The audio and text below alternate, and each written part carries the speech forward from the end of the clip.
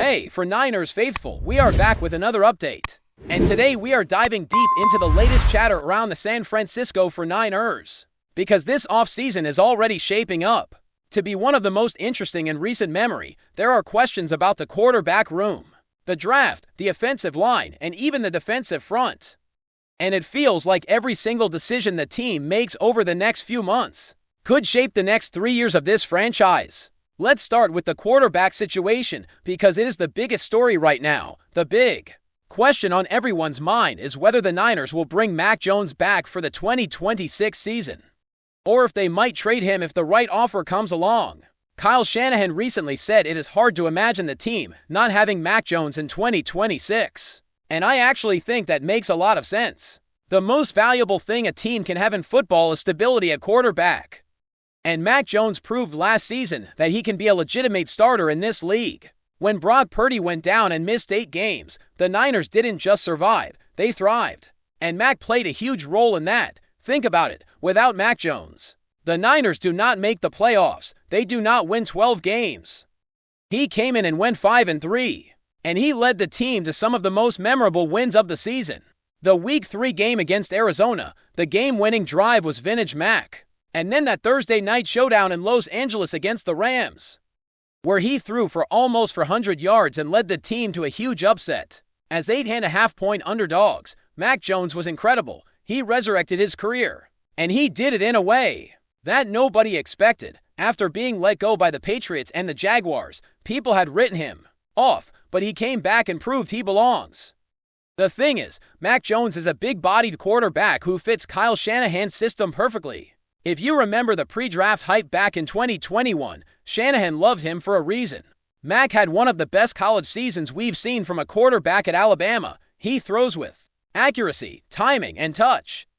He processes the field quickly and plays like a point guard in that offense. He won 5 games despite the team having issues all over the place. The offensive line was inconsistent. The run game was basically non-existent at times, and the defense wasn't great either. Kendrick Bourne was his leading receiver for a stretch, and he didn't get to throw to his full complement of weapons. Yet he still managed to rise above all of that. So yes, if the Niners bring him back, it is a smart move. But here's the twist. The 2026 quarterback draft class is looking very thin. Dante Moore is going back to Oregon, and Fernando Mendoza is the clear top quarterback in the class. But after that, who is the second best? With quarterbacks like Leonard going back to school, the class gets even weaker. That might leave Ty Simpson as the next best option, and he has plenty of red flags.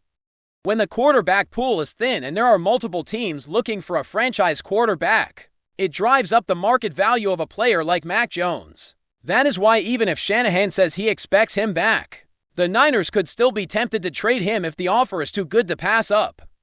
If the team decides to push deeper into building the roster and filling needs, they might look to trade Mac Jones, and in that scenario, who becomes the backup quarterback? One name that keeps popping up is Curtis Rourke. People have been raving about him, especially after he was brought in by the coaching staff. And there is real reason to believe he could develop into a strong option. Kyle Shanahan's staff, particularly the people responsible for evaluating talent, were very impressed with Rourke at Indiana. He has the size and the arm talent, and he fits the profile of a Shanahan quarterback. He is not a huge runner, but he can throw with touch, layer his throws, and he has good pocket awareness. He is a developmental player, but he has the tools to grow into a solid backup or even a starter down the line. Now, the Niners could also draft a quarterback if they trade Mac Jones. But there is another interesting angle here. They opened up a practice window for Curtis Rourke late in the year, which shows they wanted to get more looks at him. That kind of move signals that they might already be considering him as part of the future, at least in the backup role. And if you think about it, having a quarterback like Rourke behind the scenes could be a smart move, especially if they decide to pursue other needs in the draft or free agency. Speaking of trades, there has been a lot of talk about the possibility of Mac Jones being moved for a big-name player. And one of the most intriguing names that keeps coming up is Walter Nolan from the Arizona Cardinals. Nolan was a prospect that many people thought the Niners should have drafted in 2025. He was hurt early in the season, but when he came back, he looked like one of the best defensive players in the entire league. He was explosive, quick, and dominant on the interior. Then he suffered a torn Achilles. And suddenly the situation changed. The Niners have already dealt with a lot of injuries this season, and they know how risky it is to invest in a player coming off such a serious injury. So, while a trade like Mac Jones and a third-round pick to Arizona for Walter Nolan sounds exciting, I don't think it is realistic. Trading Mac to a division rival, especially one that is already struggling and might be desperate for a quarterback, is risky. And giving up a quarterback who has proven he can win games in exchange for a player coming off an Achilles injury is a big gamble. If Nolan was healthy and dominating all season, maybe the Niners would consider it, but as it stands, the risk is too high now. Another hot topic this offseason is the defensive line. The Niners need to bulk up their pass rush, not just with edge rushers, but also with defensive tackles. People are talking about Nick Bosa, Mike Williams, Bryce Huff, Alfred Collins, and C.J. West. But the real question is whether the team will improve the depth and athleticism inside. Names like Kevin Givens and Jordan Elliott have been criticized, and there is a belief that the team needs to upgrade those positions if they want to be elite on defense again. The pass rush is a big part of the identity of this team, and without consistent pressure up the middle, it becomes harder to win in the playoffs. And then there is the offensive line, which is perhaps the most urgent concern. Kyle Shanahan recently praised Jake Brendel as one of the best centers in the world, and that statement surprised a lot of people. The reality is that Brendel has struggled against powerful interior defensive linemen, and the offensive line as a whole has had a tough season. When the interior is getting pushed back into the quarterback or into the running back's lap, it becomes nearly impossible to run the ball effectively. Christian McCaffrey had very little room to operate for much of the year, and that is a serious issue. The Niners need to take the offensive line more seriously this off-season. They need to upgrade at center and left guard, and they need to get stronger and more physical in the trenches. We are going to continue this conversation because there is so much more to cover. From wide receiver trade rumors to draft strategy, and the ongoing debate about whether the team will invest in safety and depth across the roster. But right now, the key takeaway is that the Niners have some tough decisions ahead, and the choices they make will determine whether they stay at the top of the league or begin to fall behind. Now let's talk about one of the most exciting and controversial subjects floating around the league right now: wide receiver upgrades. The 49ers have made it clear that they want to add speed and explosiveness on offense. The team's wide receiver room has talent, but it lacks the kind of game-changing, alpha-level playmaker that can take the offense to a new tier. That is why the A.J. Brown rumors are so fascinating, because if the Niners could land him, it would instantly transform their passing attack and create a nightmare matchup for opposing defenses. A.J. Brown is a unique talent. He is one of the most physically dominant wide receivers in the league. And even though he will be 29 in 2026, he still has a lot left in the tank. He has been an All-Pro multiple times, and he has consistently produced over 1,000 yards in each season he has played with the Eagles. The question is not whether he can still play, but whether the Eagles would be willing to trade him, and whether they would trade him to an NFC rival. The Eagles are going to be contenders again, and trading away their number one wide receiver is not something you do lightly, especially when you know you might face that team in the playoffs. But the more you think about it, the more the move makes sense for the Niners. If Kyle Shanahan can scheme A.J. Brown open the way he did with Julio Jones, then A.J. would be an absolute nightmare to defend. His ability to win at the catch point, get yards after the catch, and make contested catches in traffic would be a perfect fit for the Shanahan system. And when you pair him with Ricky Pearson, the Niners would suddenly have one of the most dynamic receiver duos in the league. You could then add another receiver in the draft or free agency, and that would completely rebuild the room overnight. Of course, there is the question of AJ's personality. He is vocal, and he has been known to express frustration at times, but let's be honest, that is part of being a top receiver in the NFL. Most elite receivers are going to have moments where they are not happy, because they are competitive and they want to win. If the Niners can get him in a new environment and give him the kind of targets and opportunities he deserves, he could thrive. The key is whether the Eagles would be willing to trade him to a team like San Francisco, and whether the price would be worth it. The trade chatter around A.J. Brown also highlights another bigger issue. The Niners are always in a position where they have to decide whether to go all in now or continue building for the future. This team is already a Super Bowl contender, and the window is still open. But the roster is aging in certain areas and depth is a concern.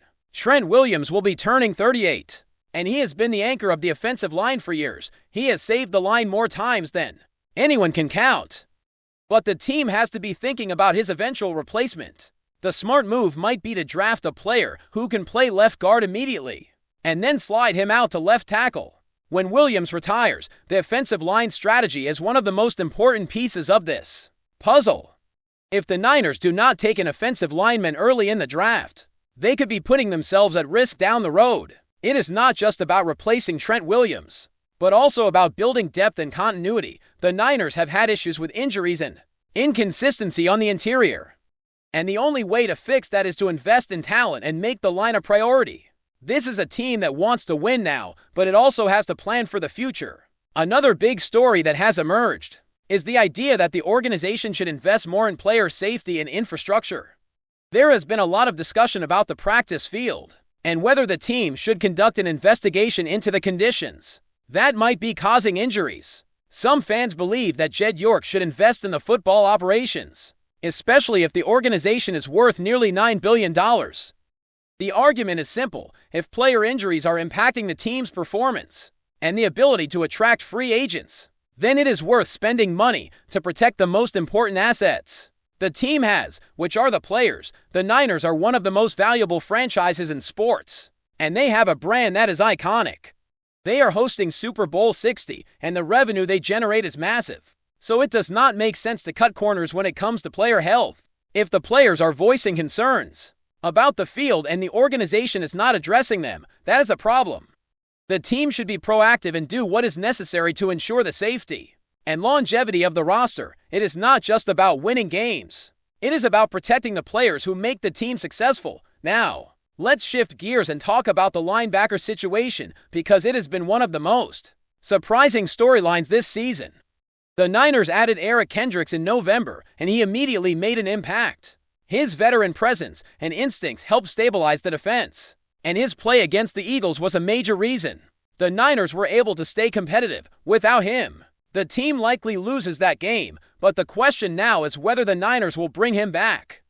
Kendricks is in his 10th season, and he has been training hard to continue playing at a high level. The decision may come down to whether he still wants to play and whether the team wants to invest in a veteran at his age. But before we dive in, don't forget to subscribe to For Niners Zone and hit the like button on this video. Your support helps us keep bringing you the latest updates on the San Francisco 49ers. And don't forget to share your thoughts on the news in the comments below. In a shocking twist that has sent ripples through the NFL world, rumors are swirling that the San Francisco 49ers have reportedly secured agreements with not one, but two superstar players. Sources close to the team suggest, while the organization has yet to release an official statement. Insiders say the moves could dramatically reshape the team's trajectory and threaten to alter the balance of power in the league. The speculation began circulating early this morning after unnamed league insiders hinted at negotiations that had reached their final stages. Fans immediately took to social media, debating who the mystery signings could be, with names ranging from Pro Bowl veterans to rising stars who have dominated headlines this season. The excitement is palpable, as the 49ers have been linked to a number of high-profile talents over the past few weeks, fueling speculation that the front office is pulling out all the stops to assemble a championship-contending roster. Analysts suggest that these acquisitions, if confirmed, could provide the 49ers with both offensive firepower and defensive depth, addressing key areas that have been under scrutiny in recent campaigns. The team's aggressive pursuit of elite talent reflects a broader trend across the league, where franchises are increasingly willing to leverage cap space and draft capital to lure marquee names. Fans are particularly intrigued by the possibility that these signings could shift the 49ers' strategic approach, potentially opening up more dynamic formations and innovative schemes on both sides of the ball. Of course, the nature of these rumors means there are still many unanswered questions. How will the integration of such high-profile figures affect locker room dynamics? Which positions will see the most impact? And perhaps most importantly, what does this mean for the team's long-term strategy in an increasingly competitive conference? While the uncertainty fuels debate, one thing is clear: the NFL community is buzzing, and anticipation is reaching a fever pitch. Even if these signings remain speculative, the The mere possibility of the star athletes joining the 49ers has reinvigorated fans and pundits alike. The league is no stranger to bold moves, but few would have predicted a scenario that could potentially elevate a single team's talent so dramatically overnight as discussions continue behind closed doors. One can only imagine the fireworks on the horizon if these rumors turn out to be true. For now, the football world watches and waits, eager for confirmation and bracing for what could be one of the most surprising off-season developments in recent memory. That's it for this update. If you enjoyed the video and want to keep receiving exclusive news about the San Francisco 49ers, make sure to subscribe to 49ers Zone and give this video a like. We always look forward to hearing your comments and opinions. See you in the next video.